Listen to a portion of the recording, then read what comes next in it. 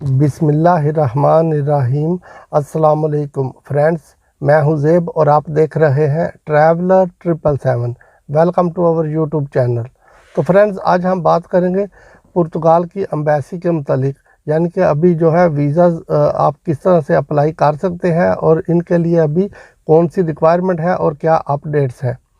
तो वैसे तो आपको पता है कि अभी तकरीबन बहुत ज़्यादा कंट्रीज़ जो है वो आस्ता आस्ता से अपने जो है वीज़ाज़ के प्रोसेस को स्टार्ट कर चुके हैं। तो इनमें से चंद एक कंट्रीज़ रह गए हैं, वो भी बहुत जल्द अभी स्टार्ट कर देंगे, क्योंकि पेंडेमिक में अभी क्या काफ़ी ज़्यादा नरमी आ गई है। तो इसलिए आप दोस्तों के पास टाइम है अभी, यानी कि आप वीज़ा अप्लाई कर सकते हैं। तो फ्रेंड्स, हम बात करेंगे पुर्तगाल के वीज़ा के मुतालिक। तो पुर्तगाल की एम्बेसी जो पाकिस्तान में है वो इस वक्त ओपन है, और पाकिस्तान से अगर आप वीज़ा अप्लाई करना चाहते हैं तो आप इसका वीज़ा अप्लाई कर सकते हैं। आगे चल के मैं आपको इसके वीज़ा की रिक्वायरमेंट भी बताता हूँ, और साथ में ये बताऊँगा कि इसकी वीज़ा फ़ीस जो है वो कितनी है। जो अडल्ट हैं उनके लिए क्या वीज़ा फ़ीस है और जो बच्चे हैं उनके लिए क्या वीज़ा फ़ीस है।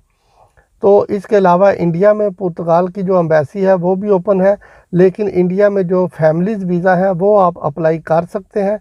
जो टूरिस्ट वीज़ा है इंडिया में अभी वो इशू करना उन्होंने स्टार्ट नहीं किया, तो इसलिए इंडिया से टूरिस्ट वीज़ा अभी तक जो है इसकी कोई अपडेट नहीं है। और जो गोवा में इनकी कौंसलेट है पुर्तगाल की, वहाँ से भी कोई अपडेट नहीं है। यानी कि आप जो है सिर्फ फैमिली वीज़ा जो है वो अप्लाई कर सकते हैं इंडिया से, और टूरिस्ट वीज़ा अभी तक इंडिया से स्टार्ट नहीं हुआ। तो फ्रेंड्स, इसके अलावा ये है कि अगर हम, जिस तरह मैंने अभी वीडियो की स्टार्टिंग में आपको बताया कि पाकिस्तान से आप अप्लाई कर सकते हैं, तो पाकिस्तान में जो वीज़ा है वो तो आपको पता है कि आपने जो गैरेज ऑफिस है यानी VFS के थ्रू आपने अप्लाई करना होता है। वीज़ा सेंटर्स जो बने हुए हैं वो मुख्तलिफ यानी कि जगहों पे वीज़ा सेंटर हैं। आप देख लें आप कहाँ पे रहते हैं, इस्लामाबाद में भी, या लाहौर में, कराची में, सियालकोट, गुजरावाला, यानी कि डिफरेंट जोन्स में बने हुए हैं। तो आप देख लेना कहाँ आपको जो करीब पड़ता है वहाँ से आप अप्लाई कर सकते हैं। अब हम सबसे पहले तो हम ये बात कर लें कि जो इसकी वीज़ा की रिक्वायरमेंट है वो क्या है। तो इनमें इस वीज़ा के लिए सबसे ज़्यादा जो आपको पता है कि इम्पॉर्टेंट डॉक्यूमेंट होता है वो होता है आपका ट्रैवल डॉक्यूमेंट, यानी आपका पासपोर्ट। तो आपका पासपोर्ट जो है वो वैलिड होना चाहिए, जिसकी मिनिमम 6 मंथ वैलिडिटी होनी चाहिए। इसके अलावा आपके पास अपना ID कार्ड होगा, यानी पासपोर्ट के अलावा ID कार्ड होगा, और अगर आप मैरिड हैं तो आपके पास जो है मैरिज सर्टिफिकेट होगा, वरना अगर आप अनमैरिड हैं तो FRC आपकी लगेगी, फैमिली रजिस्ट्रेशन सर्टिफिकेट। इसके अलावा आपके पास यानी होटल की जो कंफर्मेशन है वो लगानी है आपने, रिजर्वेशन नहीं लगानी। अगर आपने वीज़ा लेना है तो इसके लिए कोशिश करें कि आपका पेड होटल हो जाए तो वो अच्छा है, या फिर आप जो है अगर आप चाहें तो आप जो है डायरेक्ट होटल की वेबसाइट से जाकर अपना रूम बुक करें, और आप उनको जो है रिक्वेस्ट भी कर सकते हैं होटल वालों को कि मैंने वीज़ा लेना है। तो वो साथ में आपको एक जो है कंफर्मेशन का एक छोटा सा लेटर होता है वो बना के भेज देंगे। और पेड अगर होटल बुकिंग लगाएंगे तो वो अच्छी बात है, वो उसमें आपके चांसेस जो है वो इंक्रीज़ हो जाते हैं वीज़ा लगने के।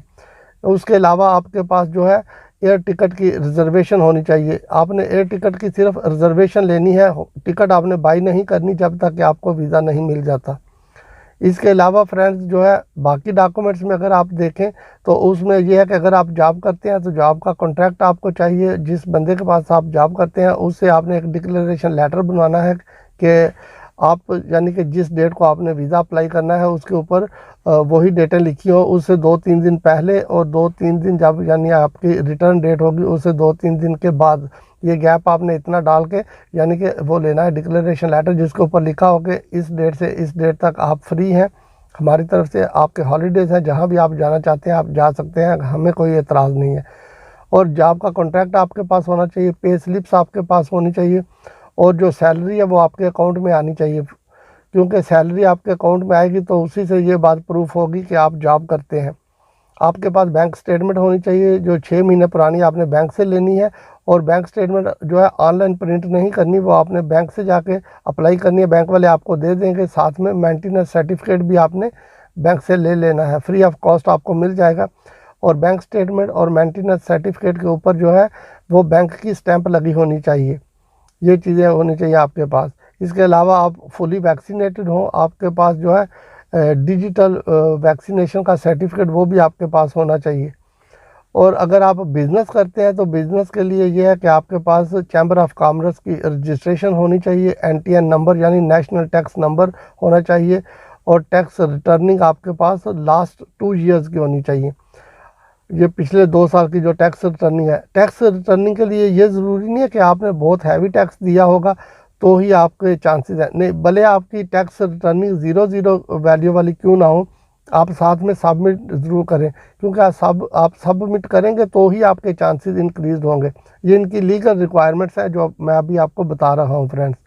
और इसके अलावा ये है कि जो वीज़ा फ़ीस है वो उसकी 80 यूरो वीज़ा फ़ीस है। अभी आप उसको कन्वर्ट करके देख लें 80 यूरो को वो पाकिस्तानी रुपीज़ में कितने बनते हैं, क्योंकि आपको पता है कि एवरीडे जो है करेंसी का रेट अप डाउन होता रहता है, तो इसमें थोड़ा फ़र्क आ जाता है, इसलिए एग्जैक्ट अमाउंट जो है वो 80 यूरो वीज़ा फ़ीस है।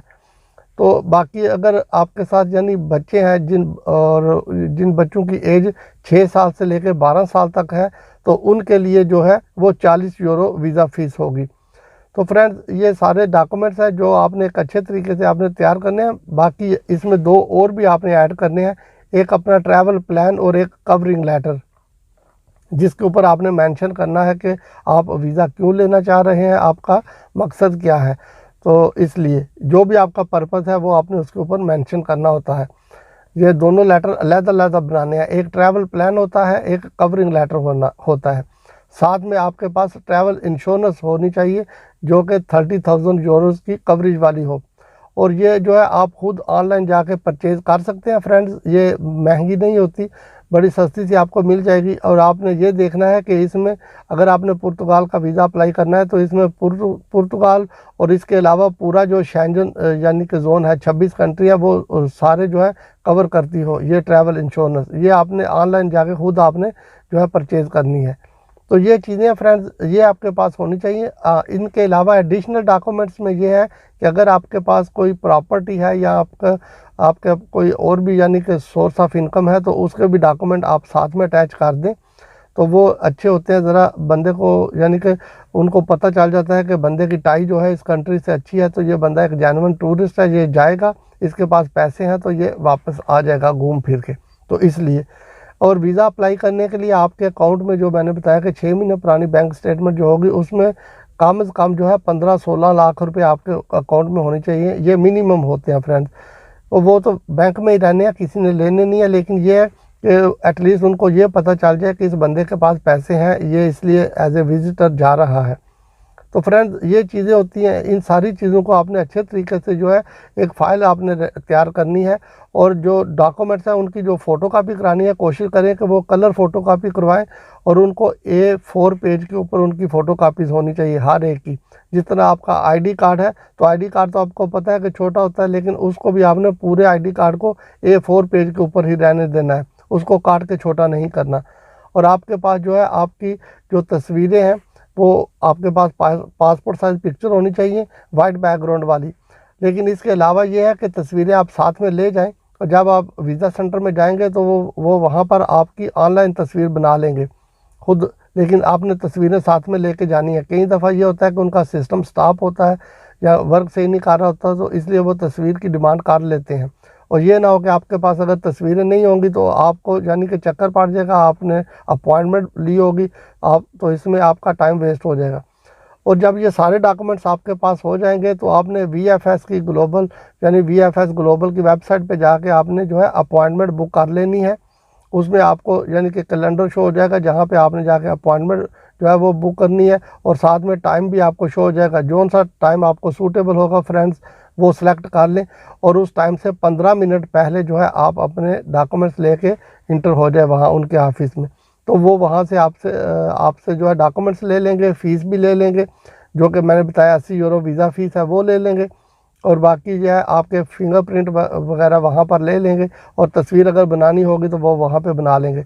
तो ये सारा प्रोसेस है फ्रेंड्स। इसके बाद वो आपको ऑप्शन देंगे कि अगर आप चाहें तो आप यहाँ पे आके जब आपका पासपोर्ट वापस आएगा तो आप कलेक्ट खुद कर लें, या अगर आपको घर में डिलीवरी चाहिए तो उसके एक्स्ट्रा चार्जेस होते हैं, वो आप उनको पे कर देना, वो via DHL के थ्रू आपको जो है आपका पासपोर्ट डिस्पैच करके घर भेज देंगे। तो नॉर्मली जो इसका प्रोसेसिंग टाइम है वो फ्रेंड्स वर्किंग जो है 15 वर्किंग डेज इसका प्रोसेसिंग टाइम है। कुछ केसेस में डिले भी हो जाता है, और अगर डिले भी थोड़ा हो जाए तो आप परेशान ना होगा, क्योंकि अगर आप परेशान होंगे तो वैसे अपनी आप परेशानी बढ़ाएंगे, इससे फ़ायदा तो कुछ नहीं होने वाला। तो इसलिए मैंने ये आपको पहले ही बता दिया है। तो फ्रेंड्स ये छोटी सी इन्फॉर्मेशन है। अगर आपको वीडियो अच्छी लगे तो चैनल को सब्सक्राइब कीजिएगा, वीडियो को लाइक और शेयर कीजिएगा। अपना बहुत सा ख्याल रखिएगा। फिर मिलेंगे किसी नई वीडियो में किसी नई अपडेट के साथ। तब तक टेक केयर, अल्लाह हाफिज़।